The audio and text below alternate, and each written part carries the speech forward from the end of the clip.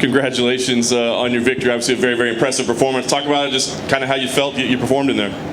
I feel like I performed great.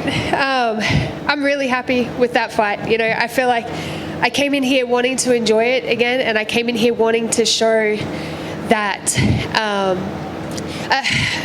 I've had a lot of comments about me just doing striking, because I'm at my gym, my main gym, with a head striking gym in the country, right? And so I had a lot of messages, I had a lot of comments going, you better be focusing on your grappling, you better be wrestling, blah, blah, blah. And I kind of came in here wanting to prove that, like, fuck that, my striking's going to be good anyway, you know? And I feel like I showed that I have a good, well-rounded game, because I was able to either reverse or control it no matter where it went. But I really got to showcase Muay Thai, and I'm very, very happy with that, because I said that back in Moscow, that's what I wanted to do, and I didn't do shit. So I'm happy that I got to do it tonight. So that's the technical side of it. What about the emotional side of it? I mean, this has been like a long journey through injuries and losses and weight cut issues and all these things. So what does it mean for you emotionally to pick up this win? I'm just happy that I enjoyed fighting. I haven't been enjoying fighting. You know, I've enjoyed training. I haven't enjoyed fighting. So that win or lose tonight, that was just it. Like, my coach kept saying to me, like, have fun. You wanted to do this, have fun. Remember why you're here. And that was it. When I walked in, I was like, I put a smile on my face. I'm like, fuck yeah. Like, remember why you're here tonight. It's because this is what you wanted to do. Like, you started this journey 10 years ago. Why are you so fucking scared right now? You know, like, after 20 something fights, why are you so fucking scared? Like, love it. Like, why would you spend 10 years doing something if you hate it, you know?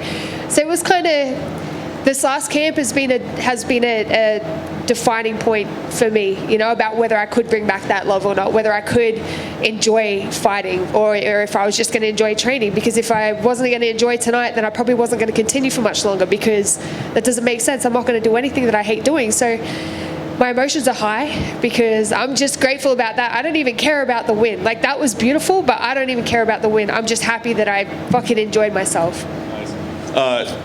Solid performance aside, some confusion in there, right, with the stoppage of the fight. I guess, I mean, it's not your call to make, and you didn't land an illegal knee, so you did nothing wrong at all, so I don't want to say that, but was it just difficult for you to kind of maintain your focus? Because I got to think at that point, I mean, we thought the fight was over. I'm guessing you thought the fight was over. So, I mean, like, is it hard to kind of, like, get that mindset back to, okay, we're still fighting? Honestly, I thought the fight was over, and then when he told me to get away from my corner, I was like, okay, cool, we're still going. Like, it wasn't, my emotions weren't so high that I had to bring myself back in, you know? It was just, excuse me, it's not coming. Yeah, like, my emotions weren't so high that I had to rein them back in. It was just like, okay, cool, like an eye poke, like a groin strike, whatever. I just kind of, once I realized he wasn't stopping it, then it's like, all right, stay here, wait for her to be ready. But I could see that she wasn't ready to come back in. And then I think that made it easier to not be upset about having to continue, you know? Like, yeah, it was cool. It would have been cool if that was the fight finishing, but, like, fuck it. However much longer it went beyond that, I think might have been better than the rest of the fight, to be honest. So, whatever. Nice. And last thing for me, I mean, you got this big moment behind you and you're enjoying it again. So what's the next move? I mean, do you turn around quickly? Do you take some more time to keep doing things? What's the plan?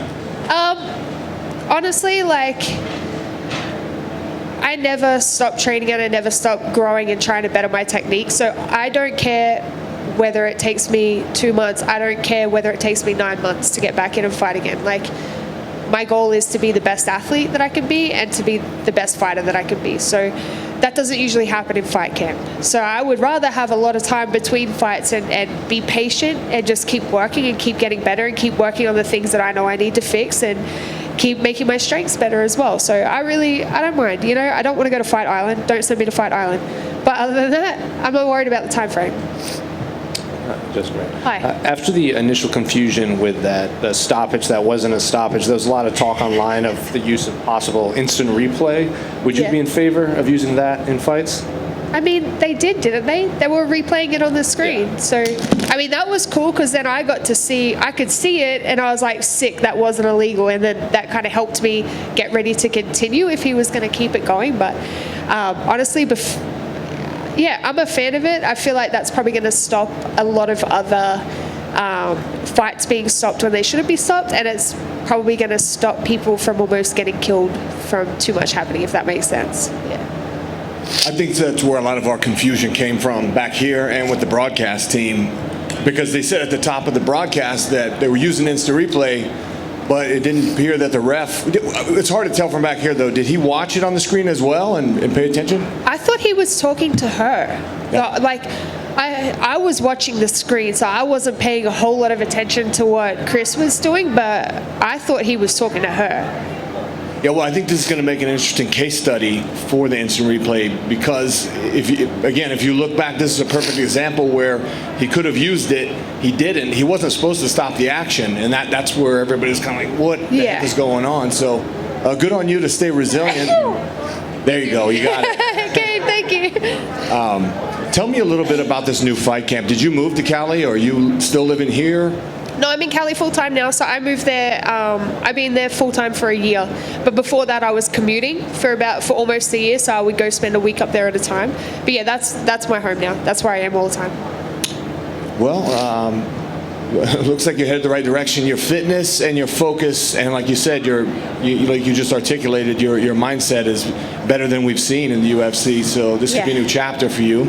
I hope so. Yeah. Just one more. When the ref was telling you push, don't grab, he kept saying that, and then you kind of looked at him and it looked like you were smiling. You said something. What did you say? I said, "Is this pushing or grabbing?" I love it. And he's like, "No, it's pushing." And then I think Coach Kieran was like, "It's pushing."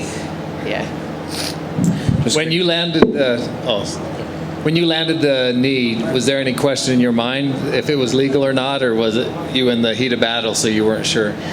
When he told me not to go to my corner, that's when I was like, fuck, maybe that was illegal, you know? I didn't think so at the time. When I threw it, I didn't think it was. But the fact that he didn't stop the fight but stopped the action made me question it. And then as soon as I watched it on the instant replay, which I'm very grateful for, as soon as I watched it, I was like, no, fuck no, we're going to keep going, you know? He's either going to stop it or we're going to keep going. But I knew that I hadn't done the wrong thing. And then you said when the action was restarted, you could feel that her heart wasn't there? I could see it on her face. I could see it. Like, I apologized to her team after the fight because it shouldn't have kept going, you know? There was one point where I was trying to submit her because I was like, fuck, I don't want to keep hurting her, you know? So I was going for the head arm choke, and then she wasn't giving it up. Like, she didn't give up an inch, not for 1 second. But I wanted to submit her because I didn't want to keep hurting her as bad as I was, but she didn't want that to happen, so fuck it, I'm going to keep throwing elbows. Do you think the fighter should be able to make that decision like she did? What do you mean? Keep going? Leave it up to the fighters instead of the judge? Well, I mean, there's a case that fight could have been stopped, you know? Like, with how much she was bleeding, with how cut she was, she wasn't really doing anything, she was just surviving. So Chris probably shouldn't have let it go as long as he did, but like, fuck man, she's tough. Like, she's here for a reason. She made a case for herself on Contenders, and she showed that she's tough tonight, and I think she'll get better from this. So, yeah. Congrats. Thank you, sir. Did you say you don't want to go to Abu Dhabi? I don't want to go to Abu Dhabi. Why? Because I'm not on a full visa. So if I go to Abu Dhabi, that means I have to go back to Australia to redo a full visa, and they have 2-week quarantine, so I would be gone for like 2 months. You have to pay for that as well, right? I would have to pay for that, and who's going to look after my dogs for 2 months? My dogs are so mean that I can't just send them to a sitter. They try to attack everyone. So I really don't want to go to Abu Dhabi for that reason. Like, I also don't want to be away from them for 2 months. Is there any bad feelings that you've damaged your opponent's face like 3 weeks before her wedding? Fuck, dude, why did you just say that? I mean, now there is. Jesus Christ. Congratulations on the win. Yeah, thank you. Oh yeah, I forgot. It's been a while since you fought in Las Vegas. What about the Apex? Tell me about that experience. Pretty cool, right?